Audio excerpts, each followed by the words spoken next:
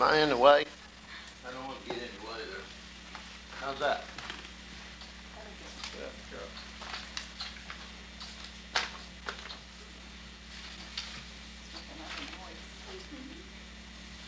It's good that he takes that. My grandson doesn't. Really? Yeah, he just spit it out. Yeah. So, oh, I have to admit that it's a really tough act to follow these two. Oh. If you were with them the last two times, they're very eloquent and have that gift of gab, so I'm gonna pad my rating with food. I have some cherries in there. I think you ought to close that door because it fires. I will, and I will. Okay. But then make people. I have been so busy, I have to say that, you know, getting ready for the trip tomorrow and doing my work for the next 2 weeks at work and get it ready, so I'm not really prepared. But I hope you all help me by studying this together, because this is Paul. I got this from a magazine. I don't know why in the last 3 or 4 months this U.S. News report brought out like at least 3 or 4 issues about religion. And it's so interesting that a worldwide magazine would do that, and it listed it under science and society. So it has some like scientific bearing, history, evidence of things. So I think we can each glance through that now. And it's very easy reading. The main issue that was raised here is that all the books that was written, supposedly to be written by Paul, were they all really written by him or not? Because some of the books are disputed as to the authenticity.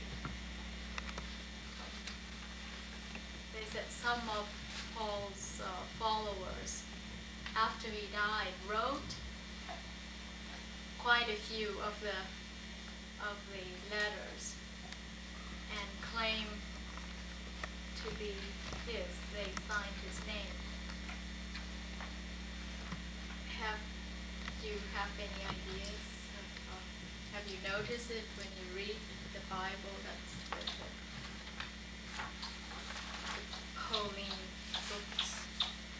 Has anybody ever raised that question in their church as to the authenticity of the books?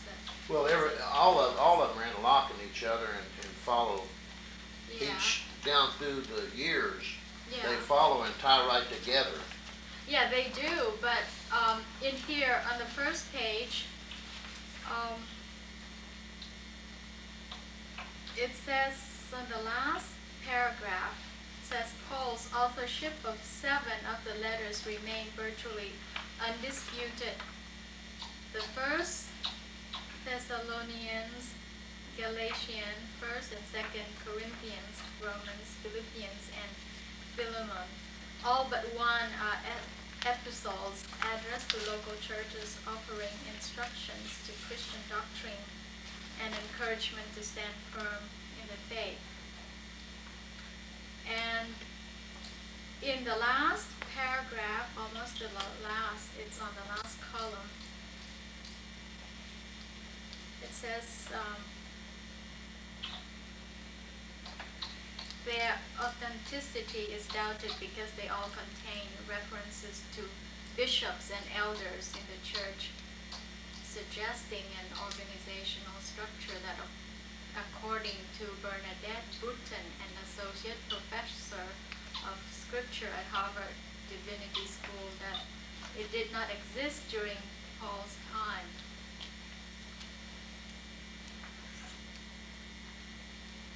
Are you following me in that column? Where I am?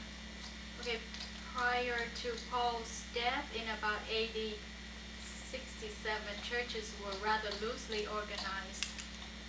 And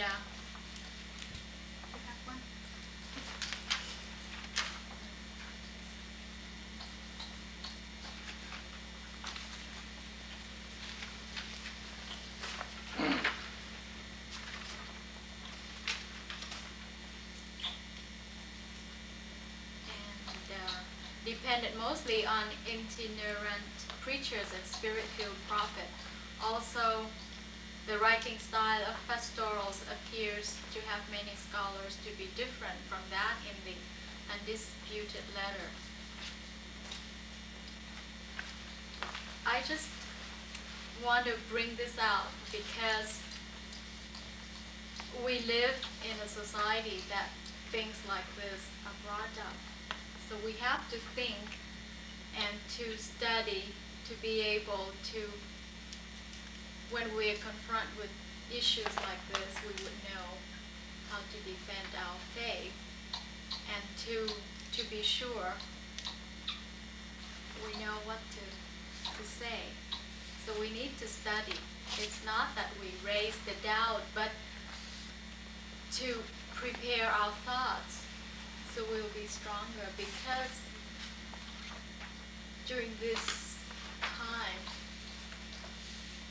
things like this would be brought up more often. It is very unusual that a magazine would be bringing up religious issues so closely together in a period of just a few months. So that's the reason I'm bringing this up, for us to study together and be prepared to deal with whatever is from the outside confronting us. That's why I'm asking you to help me to be prepared as well. I don't think I had ever heard that about Paul Phao-Lồ writing some of the letters. Yeah, this is, you see, this is the, some scholars, these people are very well known and very well credited in the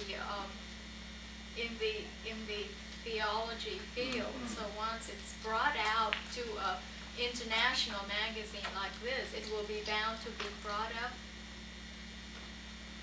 you know. And we shouldn't be blind to what the outside people are doing, because we would have to bring the gospel out to reach other people. And when they read this, they already have this before we reach them, so we would know how to approach this question. But I'm glad that on the last paragraph it was concluded by another professor, the master's voice. I'll read this and then you can follow this together with me. Who then wrote the disputed letters? Most scholars believe that after Paul died, his followers, sometimes called the Pauline school, continued writing in his name. Though it may seem unethical now, it was a practice that went back at least to Plato, who composed Socratic dialogues long after the death of Socrates. There was no deception, says Donald Sr., president of Catholic Theological Union in Chicago. It was understood in those times that the student continued to speak the voice of the master. That some other than Paul wrote some of the letters should be a source of pleasure rather than disappointment, says Stephen L. Davis, professor of religious studies at College Misericordia in Pennsylvania. It means the range of ideas and opinions in the New Testament is much greater than if Paul had written all of the letters. The very existence of the Pauline school testifies to Paul's unrivaled career as a Christian preacher in Christianity's early formative years. So this is very inspirational, and this is the logic that I would want all of us to have.